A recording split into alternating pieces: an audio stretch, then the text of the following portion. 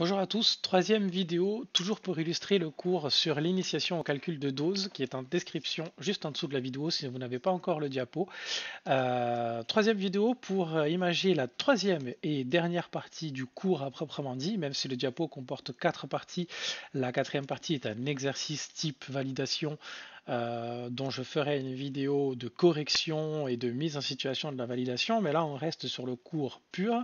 Vidéo un petit peu différente des deux premières que je vais faire en compagnie du cours juste pour reimager ce que je vous ai déjà expliqué dans le cours. Je ferai peut-être une vidéo en service avec un pouce seringue pour vous montrer vraiment concrètement comment ça fonctionne, si j'ai possibilité de le faire. En attendant, je le fais avec le diaporama, juste pour que si certains n'avaient pas bien suivi ce qui a été dit dans le cours, qu'ils puissent avoir une petite piqûre de rappel là-dessus. Donc nous avons parlé du pouce seringue électrique. PSE en abrégé, qu'on peut aussi trouver l'abréviation SAP, seringue auto-poussée, c'est la même chose. Donc c'est un appareil qui va pousser une seringue automatiquement afin d'administrer un médicament à un patient à un débit donné. Contrairement à ce dont on a parlé dans la partie 2 du cours sur les perfusions de soluté dont le débit était calculé en gouttes par minute, ici nous allons calculer nos débits en millilitres par heure, c'est-à-dire que l'appareil va pousser, comme son nom l'indique, tant de millilitres chaque heure. Et je vous ai détaillé un petit peu le fonctionnement de l'appareil et on a un tout petit peu parlé de la préparation des seringues par rapport à différents types de choses que l'on souhaite faire. Donc pour présenter l'appareil à proprement dit, donc pas grand-chose à savoir d'important, si ce n'est qu'au niveau de l'installation, donc la seringue se verrouille de deux manières. On a un premier verrouillage au niveau des ailettes de la seringue qu'il faut bien fermer et qui doit bien se trouver, l'ailette doit bien se trouver à l'intérieur, sinon le pouce-seringue ne démarrera pas et il se mettra en erreur, ou il dira que l'installation n'est pas faite comme il faut. Et un deuxième verrouillage au fond, avec un système de clip pour venir attraper le piston de la seringue. Donc il est possible de commencer à faire les réglages et de mettre la seringue en fonctionnement uniquement si ces deux verrouillages sont réalisés comme il faut. Ensuite, on se concentre un petit peu à l'appareil en lui-même. Donc on a un écran de contrôle qui nous indique le débit qu'on a réglé. Par exemple, ici, on serait sur du paracétamol. Alors, ce n'est pas toutes les seringues qui affichent les médicaments. Sur certaines, on a la possibilité de le faire si c'est pré-rempli. Sur d'autres, non. Ce n'est pas spécialement important. Il suffit d'identifier les seringues pour être sûr de ne pas faire d'erreur. Le débit, là, par contre, c'est très important. Par exemple, ici, nous sommes à 3 ml/h. Et toujours pareil, certaines seringues par rapport à comment est réglé le piston, font le calcul et nous disent combien de temps il reste à perfuser. Il y a certaines seringues qui le font, d'autres non. Ce qui est réellement important sur l'affichage, c'est de savoir à quel débit est-ce qu'on est réglé. Si on s'intéresse au panneau de contrôle qui est juste en dessous de l'écran, donc quelques points importants. Donc bien évidemment le bouton on/off qui, comme vous l'aurez compris, permet d'allumer et d'éteindre l'appareil en restant appuyé. Alors allumer une pression pour l'appuyer et ensuite en restant appuyé avec un certain décompte qui s'affiche à l'écran pour l'éteindre. C'est important de le préciser parce que ça peut prêter à confusion quand on voit l'appareil éteint. Il y a un bouton vert, un bouton rouge. On peut se dire c'est le bouton vert pour l'allumer, c'est le bouton rouge pour l'éteindre. Et souvent on voit des personnes qui appuient sur le bouton vert et l'appareil ne s'allume pas, ils pensent qu'il ne fonctionne pas. Ça peut prêter à confusion. C'est le bouton qui est blanc et sur lequel il y a marqué on/off pour l'allumer et l'éteindre. Alors ce pouce seringue que je présente, c'est celui qu'on utilise nous au centre hospitalier de Bastia principalement. Quasiment tous nos pouces seringues sont ceux-là, même si on a d'autres modèles et je suppose que d'autres services dans d'autres hôpitaux ont des modèles qui bien évidemment ne sont pas les mêmes. Grosso modo, tous les pouces seringues fonctionnent à peu près de la même manière, avec les subtilités qu'auront certains modèles par rapport à d'autres. Donc là, bien évidemment, c'est pour les personnes qui utilisent ce modèle-là. Ensuite, nous avons un bouton bolus, comme son nom l'indique, qui va permettre d'administrer un bolus. Alors, avec une remarque que j'ai fait, attention à la vitesse, c'est-à-dire que lorsqu'on appuie sur ce bouton, il y a en premier la vitesse du bolus qui s'affiche, et ensuite il faut rappuyer et rester appuyé pour administrer le bolus. Et dans ces cas-là, l'écran affiche petit à petit 0,1, 0,2, 0,3, 0,4, 0,5. Il sonne tous les millilitres, comme ça il sait combien est-ce qu'on a poussé. Pourquoi la vitesse est importante? Parce que un bolus, vous pouvez le faire en poussant votre seringue de manière rapide ou très rapide, ou au contraire, vous pouvez essayer de faire un bolus sans pousser trop fort sur le piston.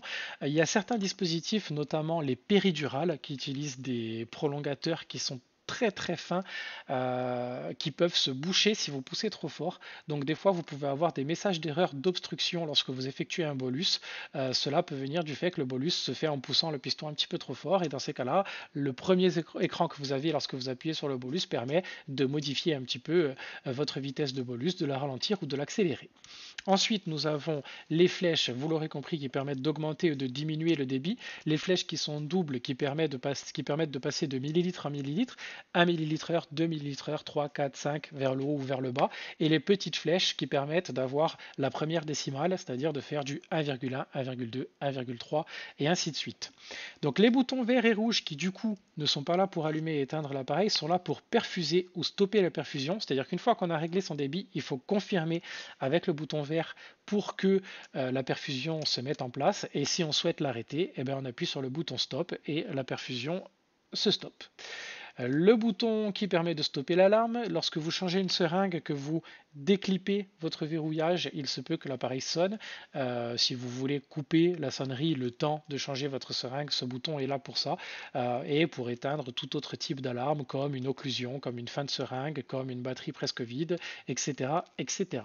Et enfin, le dernier affichage qui est très important, la petite affichage qui vous permet de savoir si vous êtes sur secteur ou si vous êtes sur batterie. Alors en général, on le sait toujours, mais pour les personnes qui, comme par exemple en réanimation, utilisent une colonne sur laquelle on va venir fixer tous les pouces seringues, il est possible qu'un pouce seringue soit accroché mais pas bien enfoncé, et dans ces cas-là, il fonctionnera sur batterie et pas sur secteur. Donc c'est toujours bien de vérifier, de regarder un petit peu ce que nous affiche l'indicateur pour être sûr qu'on est bel et bien sur secteur, et si on utilise sur batterie et qu'on le sait, le niveau de batterie qui nous reste. Le débit d'une seringue autopoussée ou d'un pouce-seringue électrique, donc comme on l'a vu juste avant sur l'écran de contrôle, se calcule en millilitres par heure, c'est-à-dire que la formule est exactement la même que pour les débits de perfusion.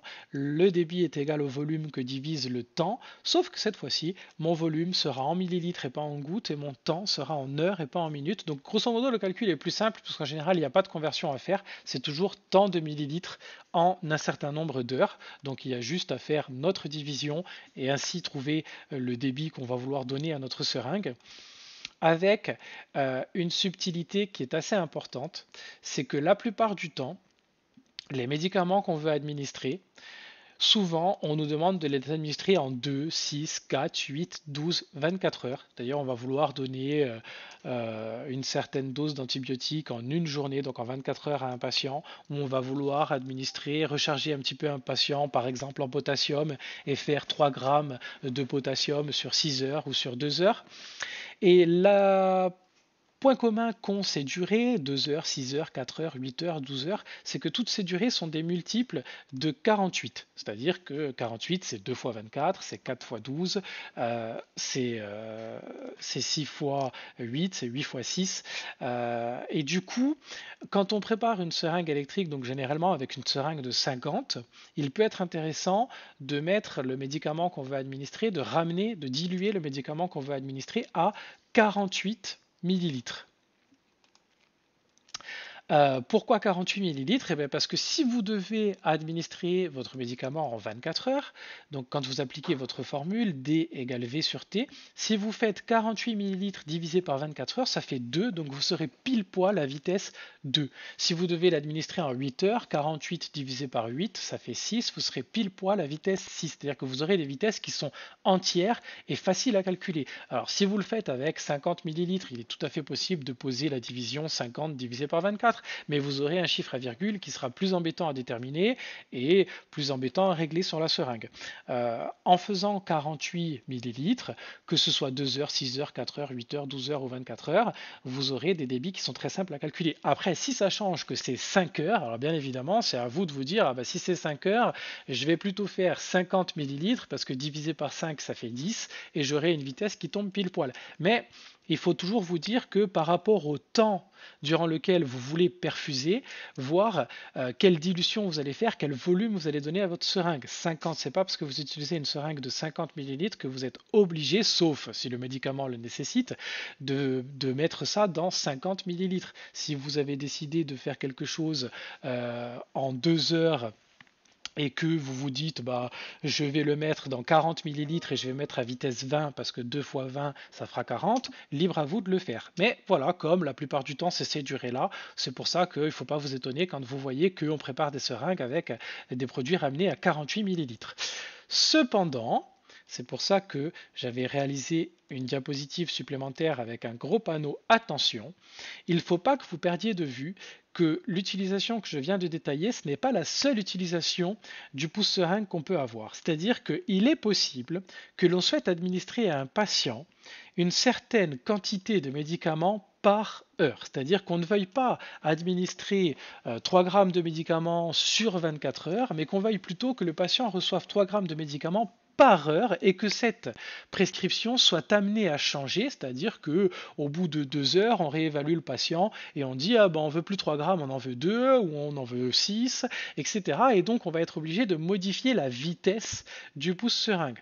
Dans ces cas-là, la préparation de la seringue peu importe le volume dans lequel on va préparer notre seringue, ça n'a aucune importance. Là, ce qui est important, c'est la concentration qu'on donne à la seringue.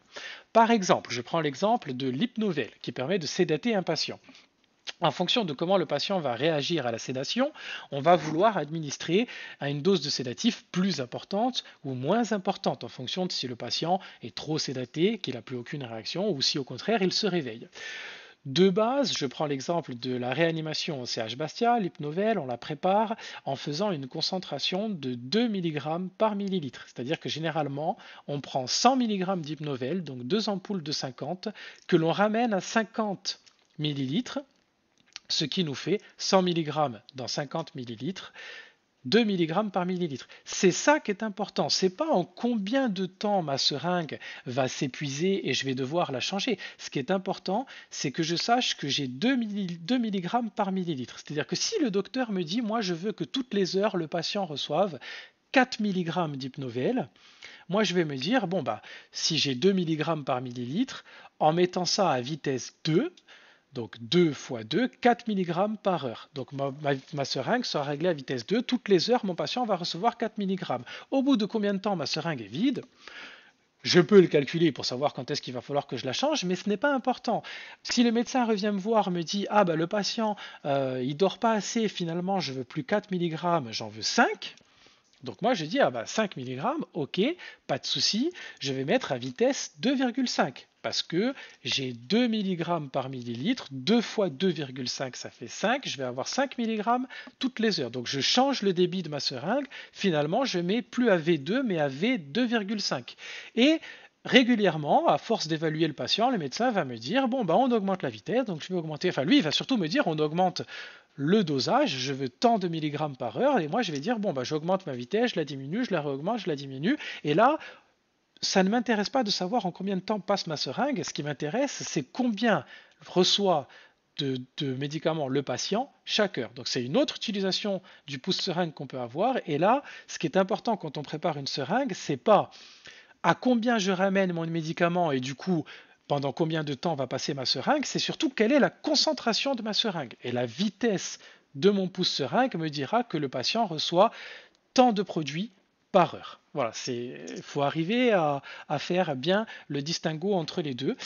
Pour rajouter étayer un petit peu cette partie du cours, si je peux, je vous ferai une vidéo avec le pouce-seringue et je vous montrerai un petit peu comment on le manipule.